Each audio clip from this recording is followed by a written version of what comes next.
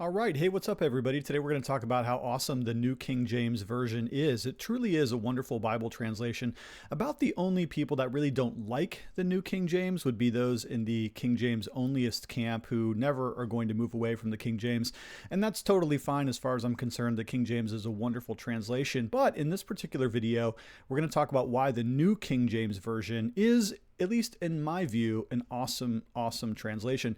It may not be your number one translation. It may not be your pastor's preferred preaching translation, but for me, it's hard to improve on the New King James Version. It really is excellent.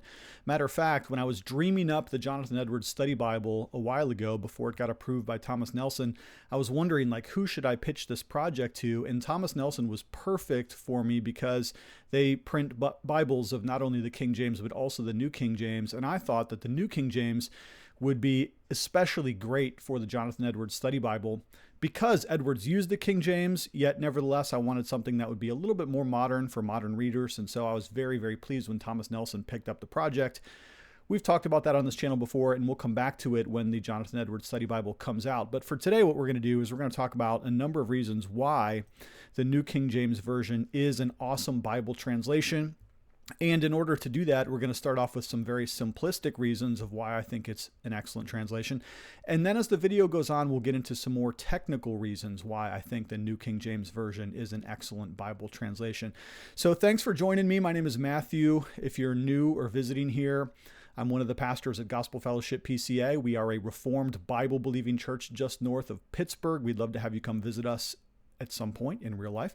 Also an adjunct professor at RPTS, the Reformed Presbyterian Theological Seminary in Pittsburgh. Love to see you in class at some point as well. All right, let's get into a number of reasons why it's awesome. First, if you know the King James Version, and a lot of us do, a lot of us cut our teeth on the King James Version. Actually, for myself, I grew up reading the NIV, and the King James came into my life a little bit later on. But a lot of you grew up reading the King James Version, and in fact, the King James was the predominant translation in the English world for several hundred years. And so if you're kind of switching over from one translation to the other, the New King James is going to sound very much like the King James in all of the familiar Bible passages. So let's look here at John 3:16, just by way of example. For God so loved the world that he gave his only begotten Son, that whoever believes in him should not perish, but have everlasting life. Now, the New King James renders this almost exactly the same as the Old King James, with the only exception being this word believes rather than believeth. But it does translate the Greek as begotten Son rather than one and only Son or something like that, as I think the NIV does. And it sticks with everlasting life rather than some translations go with eternal life. And so if you're used to reading the King James and you switch over to the New King James, everything is really going to sound very much the same. Now, obviously, some of the big updates here, why it's called the New King James, is because they've dropped a lot of the these and the thous, in fact, all of the these and the thous. But for the most part, the New King James Version is, at least in my estimation, a very light adaptation. It's not a total tear down and rebuild of the King James, but rather it's a mildly updated English language translation of the King James. And so if you're familiar with the KJV, almost all of the great Bible passages, all of the ones you knew, all the ones you memorized are going to carry over very well into the New King James. And I love the fact that we have kind of an English Bible tradition that's been carried on for hundreds of years. So whenever we read some of the old dead guys, like Jonathan Edwards, for instance, or Charles Spurgeon, or somebody else who preached and wrote using the King James, the New King James gives us that same feel, that same cadence, that same excellence and majesty of the English language. And so for that reason, I love the fact that it's right down that mainstream of English Bibles throughout history. Now, not only that, but if you look at other passages, well, really any passage, it's going to sound like the King James to the spoken ear. Okay, so let's look at Psalm 63 here. O God, you are my God. Early will I seek thee. My soul thirsts for you. My flesh longs for you in a dry and thirsty land where there is no water. Okay, so notice that the New King James retains the word early here, whereas the ESV has earnestly I seek you. In a dry and thirsty land, whereas the ESV has dry and weary land. And so if you're hearing the Bible out loud, then it's still going to sound very much like the King James oral, spoken, read out loud tradition to you. And again, I think that commends it for a number of Bible readers, no matter what translation you're working with. In fact, we might think of the New King James as something like a bridge translation. And here's what I mean by that. If on one hand you're used to or visiting a church that uses the King James Version, then the New King James is going to be a perfect match because you're going to be able to follow along rather easily if the preacher is using the King James. So you've got that. On the other hand, because it's a modern translation, if you visit a church or perhaps your preacher uses the ESV, then again, still the New King James is going to kind of be in the middle. So I would consider it like a bridge translation that is conversant with both the King James on one hand and the ESV on the other hand. Okay, so for me, if you carry a New King James Version, if that's kind of your carry-around Bible whenever you're going to church or maybe you're visiting church or a different small group or a different Bible study, carrying the New King James is going to be a wonderful bridge translation because it's probably going to suit well, it's going to pair well with other translations that are popular within the mainstream of conservative biblical Christianity. Here's another thing that makes the New King James a little bit set apart, and here we're going to distinguish it from the ESV, which doesn't do this, and that is that the New King James has not been updated recently. In fact, very much at all. If you look at a New King James Version like this one right here on my desk, and you look at the copyright page, it's 1982. So for decades, the New King James Version has not been updated. If you're out there and you're listening, please do not update the New King James Version. I love the fact that it's not updated regularly. Now, the ESV has kind of, look, I love the ESV too, but it has grated on certain people's nerves because of its occasional updating. So we had the, 2002, am I wrong? 2001 maybe?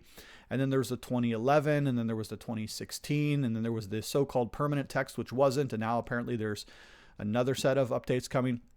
For some people, that's okay. It really doesn't bother me that much because the updates are really, really small and minor for the most part. But for other people, it really grates on their nerves. And for the New King James, as far as I'm concerned, as far as I know, there is no planned update for the New King James. And I like that.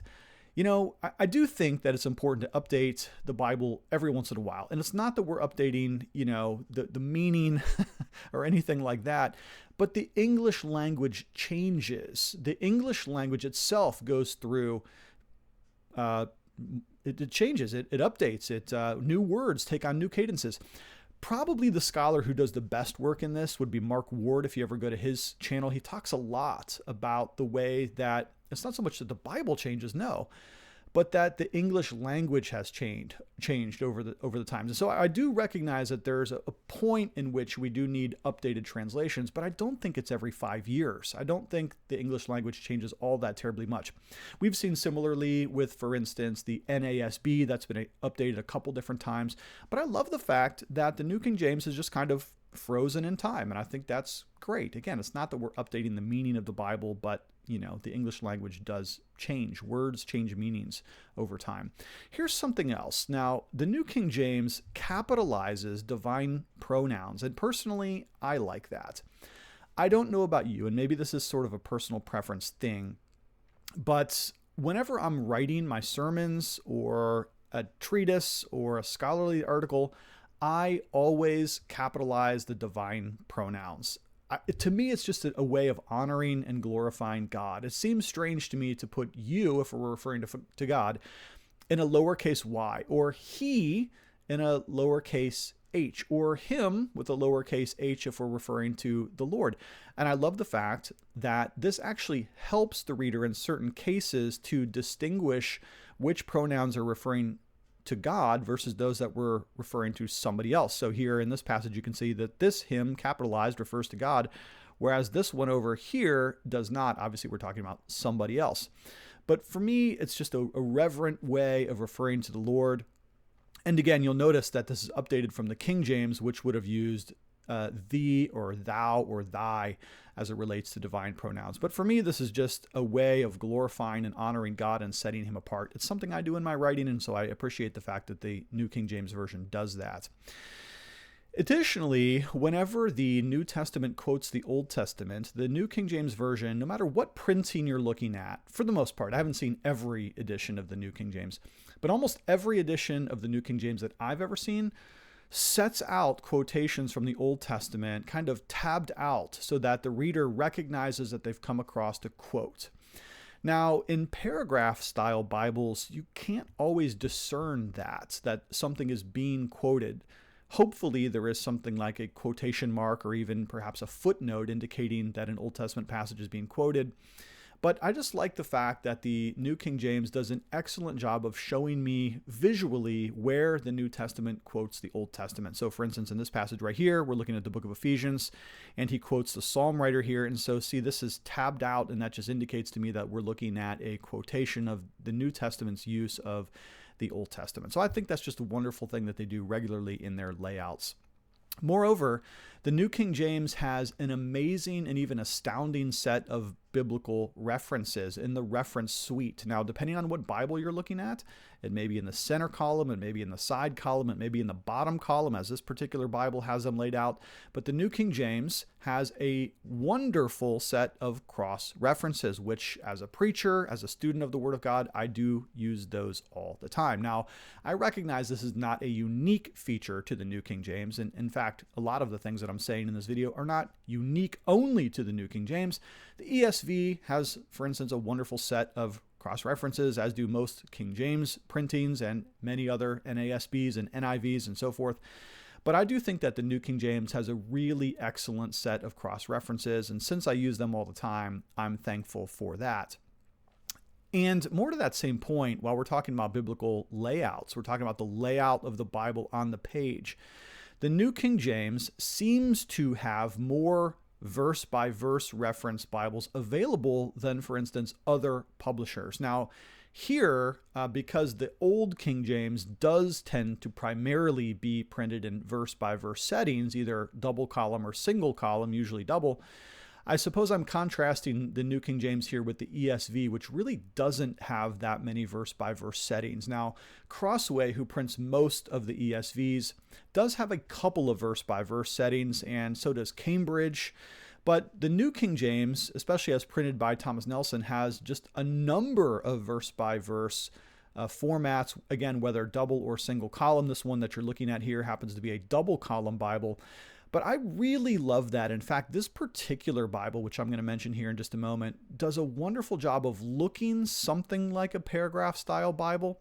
It just reads really smooth from top to bottom.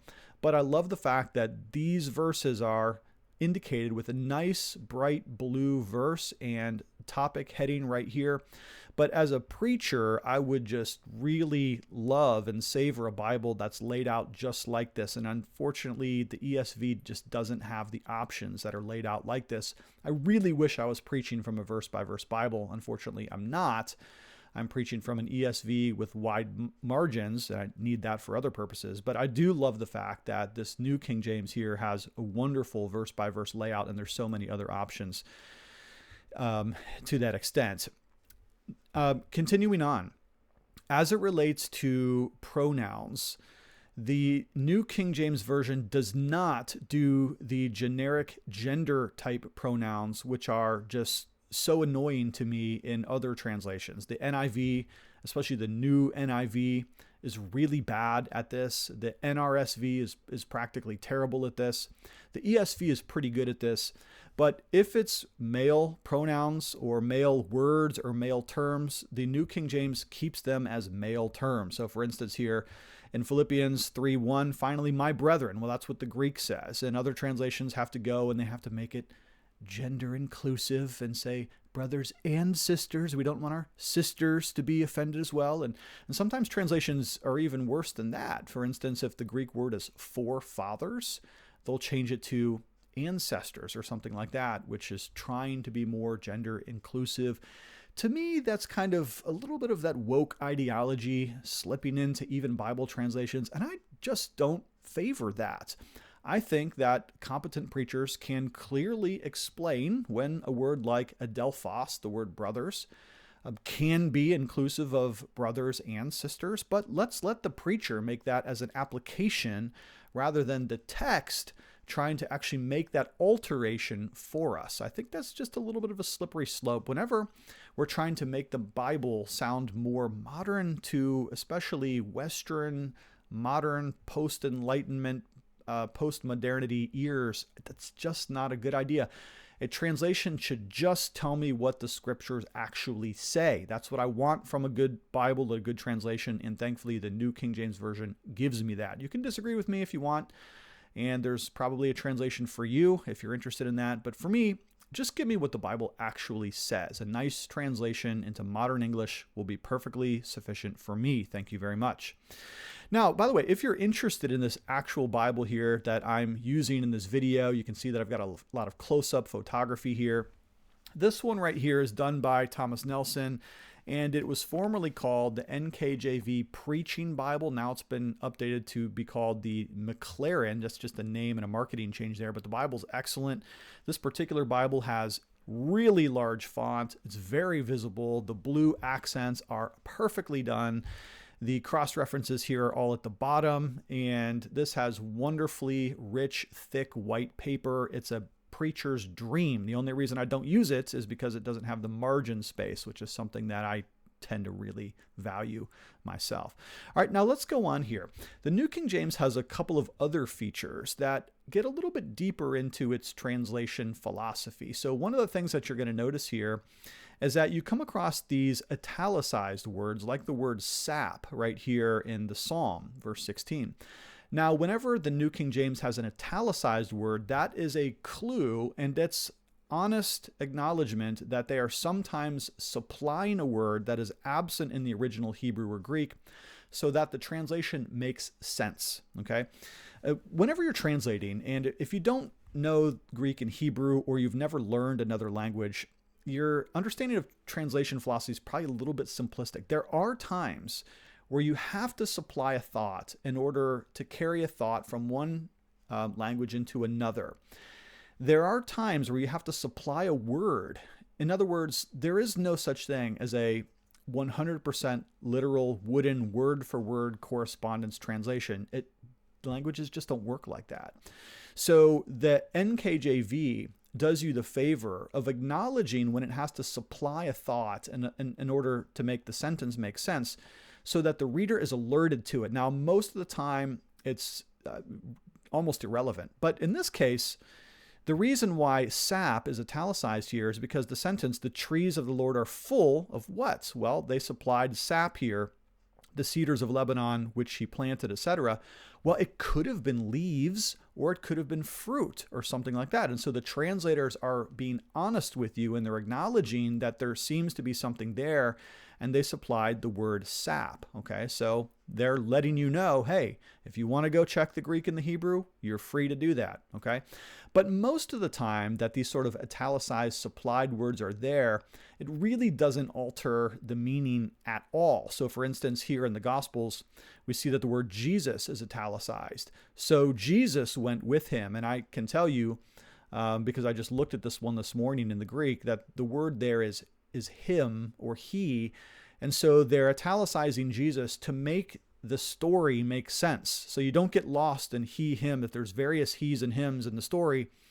They're trying to make sure that you don't get lost in the plot, and so they translated him or he as Jesus here, just so you know which character is being discussed in that particular verse.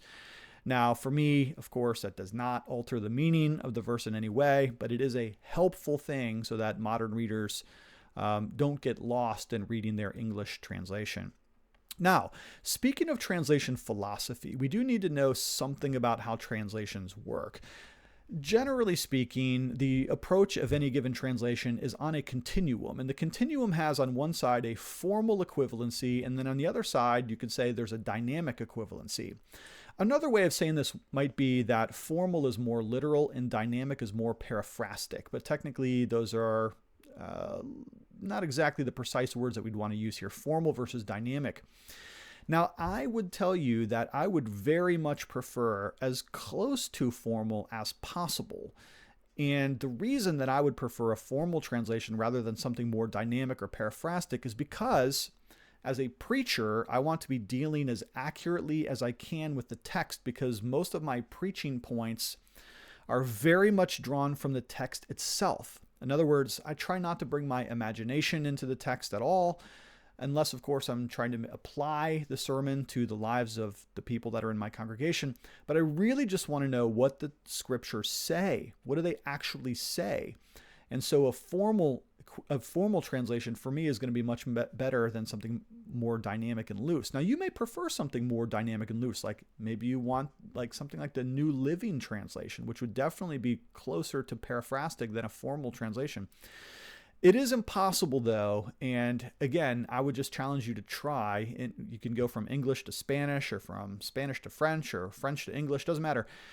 It's almost impossible, practically impossible, to do a complete one-to-one correspondence translation from one language to the next. And so it's really here a matter of leaning into one mode or the other. And thankfully, the NKJV, the New King James, does, in my view, a very good job of staying as literal or formal as it possibly can with a translation that actually makes sense to modern English speakers. And more to that same point, because of that, the New King James Version retains precise theological language without trying to over-explain it to the reader or to the hearer. Now, here is maybe where your preference might come in. So for me, I love it when it uses the technical terminology with words like propitiation. Now, I grant to you that you probably haven't said the word propitiation this week or even any time recently, but that's a very technical word that has to do with a kind of sacrifice that atones for or quenches the wrath of an offended deity. And so when the Bible here chooses the word propitiation, that's an excellent, precise word. Now, yes, maybe the preacher needs to explain that, but that's what good preaching does, right? Good preaching explains the text.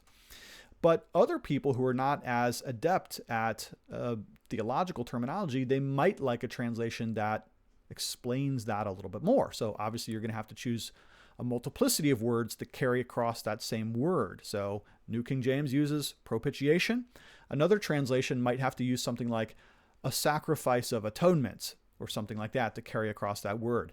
But as for me, because I've done quite a bit of study in the original languages, as well as verse-by-verse preaching, as well as a lot of work in theology, I prefer to just go ahead and have my translation give me the most accurate words in the theological, technical words here, like propitiation in this case. Now let's get really nerdy here if we can, and let's talk about the textual basis of a translation. And I think a lot of people maybe miss this aspect, but you should probably read the preface to the translation that you're using, because it does matter what text is being translated into the language that you're reading. And you might say, well, it's the Hebrew and the Greek. Right, no doubt. But don't forget that there was no printing press or copying machine for hundreds and even more than 1,000 years, right? The Gutenberg printing press is what, late 1400s, early 1500s? I forget the exact date. So all of the biblical manuscripts, they were copied by hand, and one copy was made of another copy. And so eventually, when they got to the point that the printing press was invented, you, for the first time in history, had something like a standardized printed text. And the New King James Version uses what is called the Textus Receptus of the 1500s as its base text. Now, some of your translations, like the ESV or the NASB or the NIV, they're going to use what is called the modern critical text, and there are some differences. Now, I'm a person that very much prefers the majority text, and I've made an argument for the majority text in other videos, so I'm not going to recount that entire argument here, other than to say that you really have three choices. The Textus Receptus of the printed text of the 1500s, the Reformation age text. The majority text would be my favorite, which would be what the majority of all of those hundreds and thousands of manuscripts would say, or the critical text, which uses a lot of older manuscripts that were discovered later, that were not necessarily known at the time of the Reformation. So a lot of those would be some of the Alexandrian texts, some of the Egyptian texts, some of the papyri that have been recently discovered. Either way, you should know what text basis you are looking at when you're reading an English translation. And the Textus Receptus is pretty close to the majority text that I prefer. It's not exactly the same, but all things being considered, I think that the majority text would be right, and therefore, since the Textus Receptus is close to that, I think the Textus Receptus is very good. By the way, I am not TR only, as some people may be, and I do use Bibles that use the critical text as well, like the ESV, so I actually appreciate all of them for various reasons, but you should at least know what textual basis your Bible translation is using. That will affect some of the language or even some of the verses of the Bible that you're looking at. So for instance, the longer ending to the Lord's Prayer is included here, for yours is the kingdom and the power and the glory forever, whereas that may be relegated to a footnote in translations that use the critical text. And there are all kinds of technical reasons for that, and we can get into that in other videos. In fact, I have gotten into that in other videos, so I'm just going to refer you to those. But that's why a verse like this is going to be in the main text and not relegated to a footnote. And the New King James does have the 16 so-called missing verses. Now that sounds like a Bible mystery, and in fact, it is a Bible mystery. You might want to check out like Dwayne Green's channel, because he's doing a series on some of the missing verses, and I've done a couple too. Mark Ward is also excellent on this as well. But you should at least know that, that the New King James does have the so-called missing verses, all right? And because of its use of the Textus Receptus, there will be some occasions where there are important translations. Like for instance, here in this passage in Timothy, it says, "And without controversy, great is the mystery of godliness. God was manifested in the flesh, justified in the spirit, seen by angels," as according to the majority text and the Textus Receptus. But the critical text has the word he. Now, ultimately, it doesn't really matter, because in context, of course, we are talking about Jesus being manifested in the flesh, and we know that. I think most readers know that this is a claim about the deity of the Lord Jesus Christ. And so this would, in the New King James, and I appreciate this, put the other reading, the critical text reading, who, in a footnote. And this is one of the reasons why I love the New King James, because it has the very best text-related footnotes of any translation. The New King James, in my view, does the very, very, very best at giving you those text-related footnotes, critical text, majority text, and Textus Receptus in the footnotes of the Bible. It's very, very helpful for Bible scholars, and I think it's the most honest and fair way to acknowledge the differences between the critical text, the majority text, and the Textus Receptus. So I love that about the New King James. And honestly, of all the Bible translations, the New King James definitely does that better than any that I have that I've heard of before. All right, so that's pretty much all I have to say on the New King James today. Don't forget, if you're interested in this awesome preaching verse-by-verse New King James, I'll post a link in the description of this video to Amazon where you can go and grab that. It's a really great Bible. Other than that, that's all I got to say today. Thank you so much for checking in. I do love you lots, and we'll talk to you later.